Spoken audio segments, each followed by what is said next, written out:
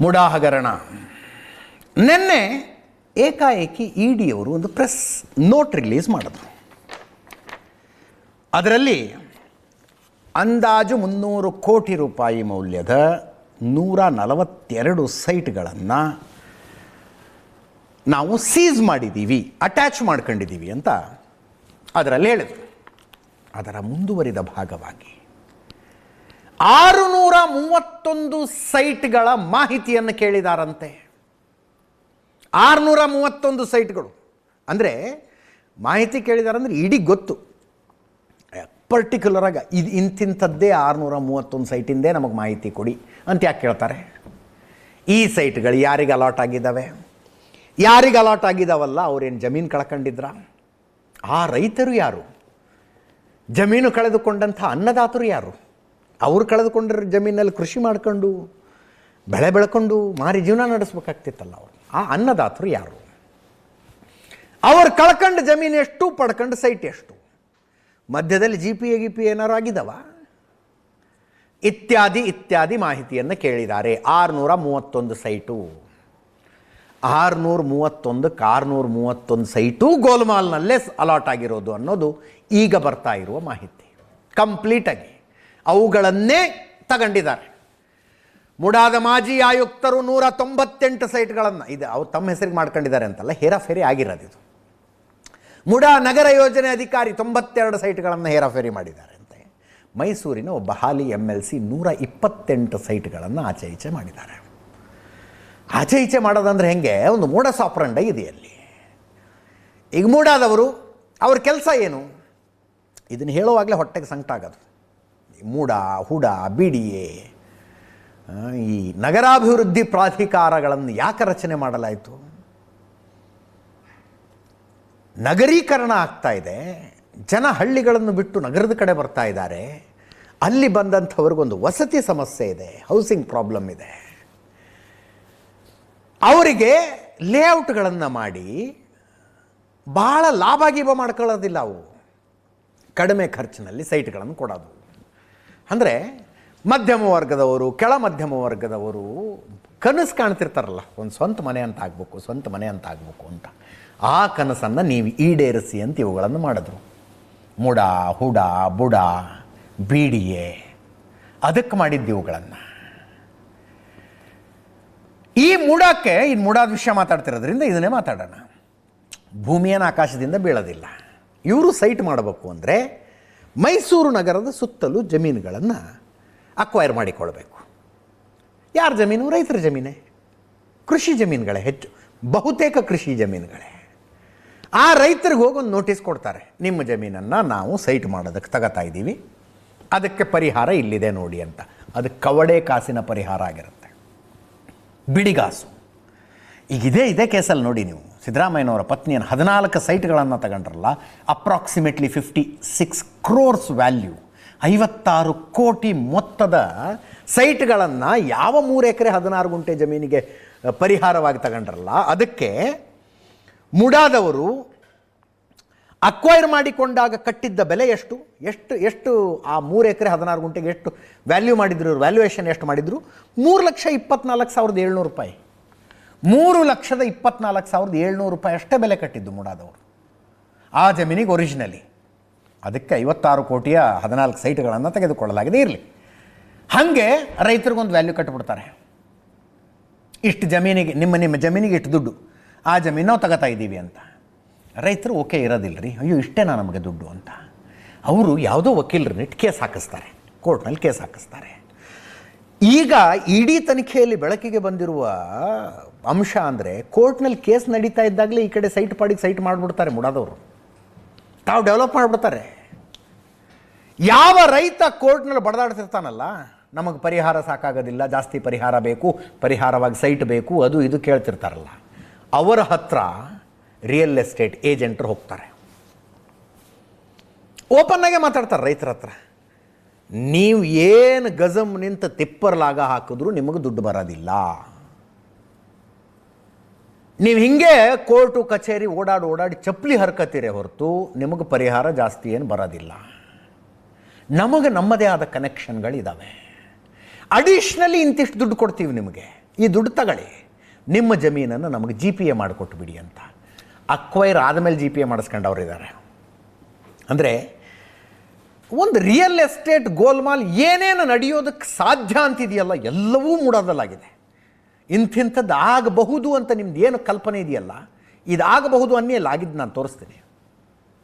ರೈತರ ಹತ್ರ G P ಹಾಕಿಸ್ಕೊತಾರೆ, ಆಮೇಲೆ ಇದು ನಮ್ಮ ಜಮೀನು, ನಮ್ಮ ಜಮೀನಿಗೆ ಪರಿಹಾರ ಅಂತ ಹೋಗಿ ಮೂಡೋದಲ್ಲಿ ಕೂತ್ಕೋತಾರೆ.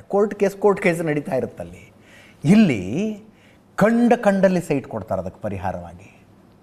ಯಾವುದೋ ರೈತ 1 ಎಕರೆ ಜಮೀನು, ಉದಾಹರಣೆಗೆ ಹೇಳ್ತಾ ಇದ್ದೀನಿ, 1 ಎಕರೆ ಜಮೀನು ಕಳ್ಕೊಂಡಿದ್ದಾನಪ್ಪ, ಮೂಡೋದವ್ರು ಅಕ್ವೈರ್ ಮಾಡ್ಕೊಂಡಿದ್ದಾರೆ ಅಂದರೆ ಮೂಡೋದವ್ರು 1,00,000 2 ಲಕ್ಷ ಕೊಟ್ಟು ಇಷ್ಟೇ ನಿಮ್ಮ ಜಮೀನು ವ್ಯಾಲ್ಯೂ ಇಟ್ಕೊಳ್ಳಿ ಅಂತಾರೆ. ಇನ್ಯಾವನೋ ರಿಯಲ್ ಎಸ್ಟೇಟ್ನವನು ಬಂದು ನಿಮಗೆ ಇನ್ನು 50,000ನೋ 1 ಲಕ್ಷನೋ ನಾನು ಜಾಸ್ತಿ ಕೊಡ್ತೀನಿ, ನಿಮ್ಮ ಜಮೀನು ನಮ್ಮದು ಬಿಟ್ಟು ಕೊಟ್ಟುಬಿಡಿ ಅಂತ. ಮೂಡಾದಲ್ಲಿ ಈ ರಿಯಲ್ ಎಸ್ಟೇಟ್ನವರ ಸೆಟ್ಟಿಂಗ್ ಹೆಂಗಿರುತ್ತೆ ಅಂದರೆ, ಐಷಾರಾಮಿ ಪ್ರದೇಶಗಳಲ್ಲಿ, ಅಂದರೆ ನೀತಿ ನಿಯಮ ಏನೂ ಇಲ್ಲ ಅದಕ್ಕೆ. ಮೊದಲು ದುಡ್ಡಿನ ಪರಿಹಾರ ಕೊಟ್ಟರು ಆರಂಭದಲ್ಲಿ, 1 ಎಕರೆಗೆ ಇಂತಿಷ್ಟು ದುಡ್ಡು ಆಯಾ ಏರಿಯಾಗಳ ಮೇಲೆ. ಅದಾದಮೇಲೆ ಸ್ವಲ್ಪ ದುಡ್ಡು ಸ್ವಲ್ಪ ಸೈಟು ಪಾರ್ಷಿಯಲಿ. ಅದಾದಮೇಲೆ 60-40 ಅಂತ ಬಂತು. 60% ಮೂಡೋದು, 40% ರೈತರದು. 50-50 ಅನುಪಾತ ಬಂತು. ಎಷ್ಟು ಸೈಟ್ಗಳು ಡೆವಲಪ್ ಆಗಿದ್ದಾವಲ್ಲ ಅದರಲ್ಲಿ ಅರ್ಧ ಮೂಡಾಗಿ ಅರ್ಧ ರೈತರಿಗೆ ಅಂತ. ಅಂದರೆ ಹೆಂಗೆ ಬೇಕು ಹಂಗೆ ಕೊಡ್ತಾ ಹೋಗಿದ್ದಾರೆ, ಹೆಂಗೆ ಬೇಕು ಹಂಗೆ ಕೊಡ್ತಾ ಹೋದ್ರು.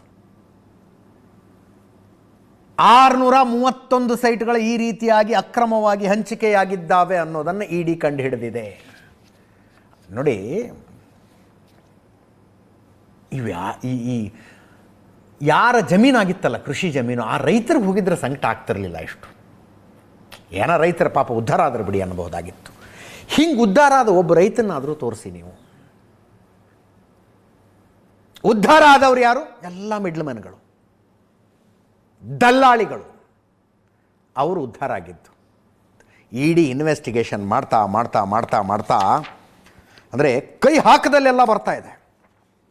ಬಿಲ್ಡರ್ ಜಯರಾಮ ಅಂತ ವಕ್ರತುಂಡ ಗೃಹ ನಿರ್ಮಾಣ ಸಂಘ, ಇದು ಇಲ್ಲಿ ತನಕ ಒಂದು 8 ಸಲ ರೇಡ್ ಆಗಿರ್ಬೇಕು ಈ ಮನುಷ್ಯನ ಮೇಲೆ.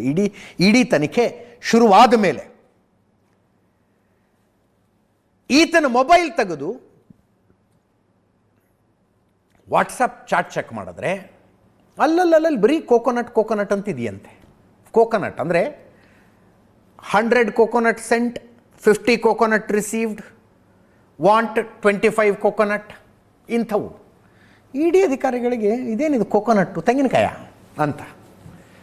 ಅವ್ರದ್ದು ವಿಚಾರಣೆ ಮಾಡುವ ಶೈಲಿ ಬೇರೆ ಇರುತ್ತೆ. ಇದೇನು ಕೋಕೋನಟ್ಟು ಅಂದರೆ, 1 coconut is equal to 1 lakh ರೂಪಾಯಿ ಅಂತ ಕೋಡ್ ವರ್ಡ್ ಇವನು ಇಟ್ಕೊಂಡಿದ್ದು. 1 ಕೋಕೋನಟ್ಟು ಅಂದರೆ 1 ಲಕ್ಷ ರೂಪಾಯಿ. 100 ಕೋಕೋನಟ್ ಸೆಂಟ್ ಅಂದರೆ 1 ಕೋಟಿ ರೂಪಾಯಿ ಕಳಿಸಿದೆ ಅಂತ ಈತ ಹೇಳೋದು. 25 ಕೋಕೋನಟ್ ರಿಸೀವ್ಡ್ ಅಂದರೆ 25 ಲಕ್ಷ ನನಗೆ ಬಂದು ತಲುಪಿತು ಅಂತ. ಜಯರಾಮ್ ಮನೆ ಮತ್ತು ಕಚೇರಿಯಲ್ಲಿ 70 ತಾಸು, ಸಿಂಗಲ್ ಸ್ಟ್ರೆಚ್ನಲ್ಲಿ 70 ತಾಸು ಸರ್ಚ್ ಆಗಿದೆ. ನೆನ್ನೆಯದ್ದು ಸೇರಿದಂತೆ ಒಟ್ಟು 10 ಸಲ ಅಂತೆ ರೇಡು ಸರ್ಚು ಆಗಿದ್ದು. ವಕ್ರತುಂಡ ಗೃಹ ನಿರ್ಮಾಣ ಸಹಕಾರ ಸಂಘ, ಬರೀ ಬೇನಾಮಿ ಆಸ್ತಿ. ಮುಡಾ ಮಾಜಿ ಆಯುಕ್ತ ದಿನೇಶ್ ಕುಟುಂಬಸ್ಥರ ಹೆಸರಿನಲ್ಲಿ ಸೈಟ್ಗಳಾಗಿದ್ದಾವೆ. ನಡೆಸ್ತಾ ಇದ್ದವು ನೀತ ಜಯರಾಮ. ಮೂಲತಃ ಕೂಲಿಕಾರ ಅಂತೆ, ಈಗ ಕೋಟ್ಯಾಧೀಶ್ವರ. ಬಡವರು ಶ್ರೀಮಂತರಾಗೋದರ ಬಗ್ಗೆ ಯಾವುದೇ ಏನು ಕರುಬಬಾರದು, ಹೊಟ್ಟೆ ಕಿಚ್ಚುಪಟ್ಕೋಬಾರ್ದು. ಬಟ್ ಹೆಂಗೆ ಶ್ರೀಮಂತರಾದರು ಅನ್ನೋದು ಮುಖ್ಯ. ಕೂಲಿಕಾರನೊಬ್ಬ ಕೋಟ್ಯಾಧೀಶ ಆದರೆ ಆತನ ಪ್ರೇರಣೆಯ ಕಥೆಯನ್ನು ನಾವು ಪ್ರಸಾರ ಮಾಡ್ತೀವಿ. ನಿಯತ್ತಿನಿಂದ ದುಡಿದು ಶ್ರೀಮಂತ ಆಗಿದ್ದರೆ. ಇದು ಹಂಗಲ್ಲ, ಆಗಿದ್ದ ಮಾರ್ಗ ಇದು.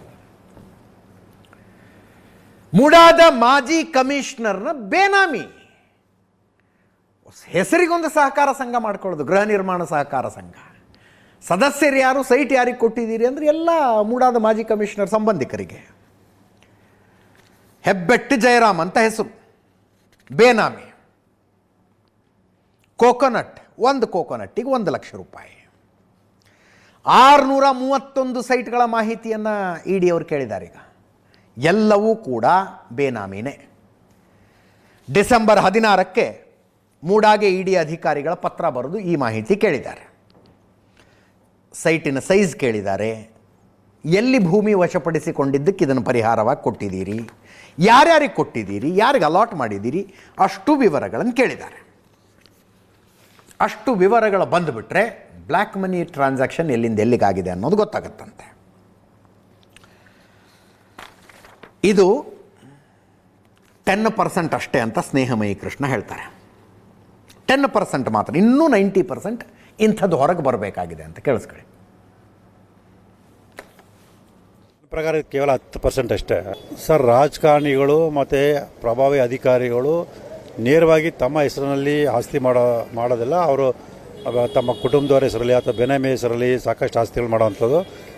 ಆ ಕಾರಣದಿಂದ ನಾವು ಬೆನಾಮಿ ಕಾಯ್ದೆ ಪ್ರಕಾರನೇ ಪ್ರಕರಣವನ್ನು ದಾಖಲೆ ಮಾಡಿರೋವಂಥದ್ದು. ನಾವೇನು ತಪ್ಪು ಮಾಡಿಲ್ಲ, ನಮ್ಮ ಕುಟುಂಬದವರು ಯಾವುದೇ ಅಪರಾಧ ಕೃತ್ಯ ಎಸಗಿಲಾಗಿ ಅಂತ ಆರೋಪ ಮಾಡ್ತಿದ್ರು. ಅದು ಸುಳ್ಳು. ಅವರು ಅಪರಾಧ ಕೃತ್ಯ ಮಾಡೋದು ನಿಜ. ಅವರು ತಮ್ಮ ಅಧಿಕಾರವನ್ನು ಪ್ರಭಾವನ ಬಳಸ್ಕೊಂಡು ಅಕ್ರಮ ನಿವೇಶನ ಪಡೆದಿರೋದು ಸ್ಪಷ್ಟವಾಗಿ ಸಾಬೀತಾಗಿರೋದ್ರಿಂದ, ಮತ್ತು ಇದೇ ರೀತಿಯಲ್ಲಿ ಬೇನಾಮಿ ಹೆಸರು ಕೂಡ ಸಾಕಷ್ಟು ಬೇರೆ ಬೇರೆ ಪ್ರಭಾವಿ ವ್ಯಕ್ತಿಗಳು ಆಸ್ತಿಯನ್ನು ಮಾಡಿರುವಂಥದ್ದು ಸ್ಪಷ್ಟವಾಗಿ ಕಂಡು ಬಂದಿರೋದ್ರಿಂದ ನಿನ್ನೆ ಇಡಿದು ಪ್ರೆಸ್ ನೋಟ್ ಬಂತಲ್ಲ, ಸುಮಾರು 300 ಕೋಟಿ ರೂಪಾಯಿ ಮೌಲ್ಯದ 142 ಸೈಟ್ಗಳನ್ನು ನಾವು ಅಟ್ಯಾಚ್ ಮಾಡ್ಕೊಂಡಿದ್ದೀವಿ ಅಂತ ಅವ್ರು ಕ್ಲಿಯರಾಗಿ ಹೇಳ್ತಾರೆ. ಯಾವ ಕೇಸ್ನಲ್ಲಿ ಅನ್ನೋದು ಹೇಳಬೇಕು.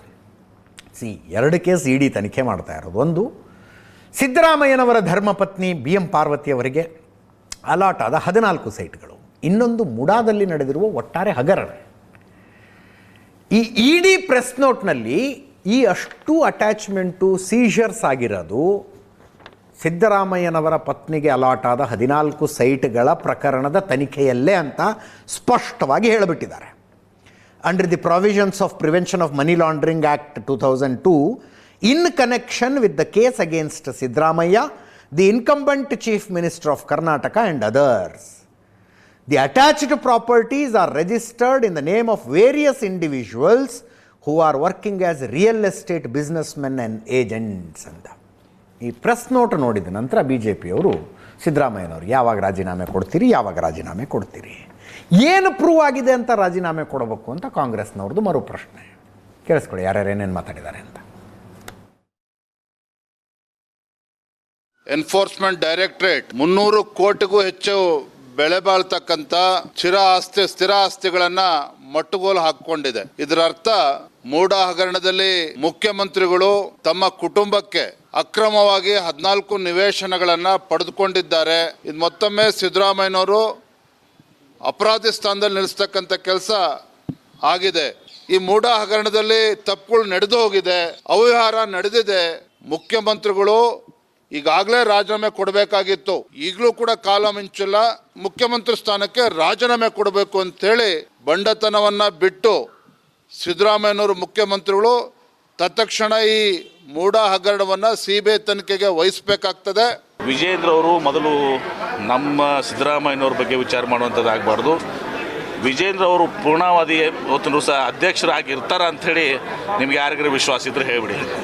ಅವ್ರ ಕುರ್ಚಿ 4 ಕಾಲು ಇರೋವಲ್ಲ, 3 ಕಾಲು ಹೋಗಿದೆ, ಒಂದೇ ಕಾಲ ಮೇಲೆ ಇವತ್ತಿನ ದಿವಸ ವಿಜೇಂದ್ರ ಅವರ ಕುರ್ಚಿ ನಿಂತದ. ಅದು ನಿಜ ಅಂದರೆ ಅವರು ರಾಜೀನಾಮೆ ಕೊಟ್ಟು ತನಿಖೆ ನಡೆಸಲಿ. ಇಂಥ ಒಂದು ಫ್ರೀ ಆಗಿರುವಂಥದ್ದು ಓಪನ್ ಸೋರ್ಸಲ್ಲಿ ಅವರ ತನಿಖೆ ಮೂಲಕ ಅದು ಸ್ಪಷ್ಟವಾಗಿ ಬರಲಿ. ಅವರ ಹೇಳಿಕೆ ನೈತಿಕ ಹೊಣೆ ಹೊರಬೇಕಂದ್ರೆ ಅವರು ಇಂಥ ಒಂದು ವರದಿಯ ಮೂಲಕ ಅದು ಬರಬೇಕಾಗಿದೆ. ಯಾವುದೇ ಇದ್ರೆ ನಾವು ಕ್ಲೇಮ್ ಮಾಡ್ಕೋಬೋದು. ಆದರೆ ಅಧಿಕೃತವಾದ ಒಂದು ನ್ಯಾಯಾಲಯ ಅಥವಾ ಒಂದು CBI ಅಥವಾ ಒಂದು ED ಮೂಲಕ ನೀವು ಇನ್ನೋಸೆಂಟ್ ಆಗಿದ್ದೀರಾ ಅಂತ ಅವರು ಸ್ಪಷ್ಟವಾಗಿ ಹೇಳಬೇಕಾಗಿದೆ. ED ಎಲ್ಲಾನು ಸರ್ ನಾವು ಇನ್ವೆಸ್ಟಿಗೇಷನ್ ಮಾಡಿ ಅಂತಾನೆ ಹೇಳಿರೋದಲ್ವಾ.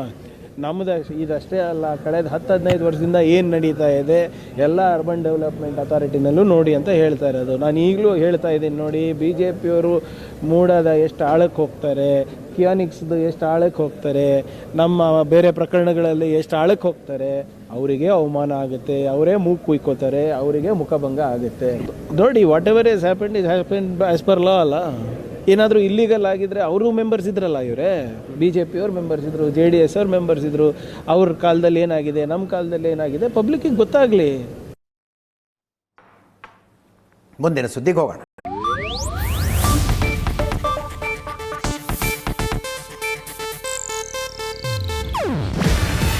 ಇದು ಏಷ್ಯಾನೆಟ್ ನ್ಯೂಸ್ ನೆಟ್ವರ್ಕ್ ಪ್ರಸ್ತುತಿ. ನೀವು ನೋಡ್ತಿದ್ದೀರಾ ಏಷ್ಯಾನೆಟ್ ಸುವರ್ಣ ನ್ಯೂಸ್.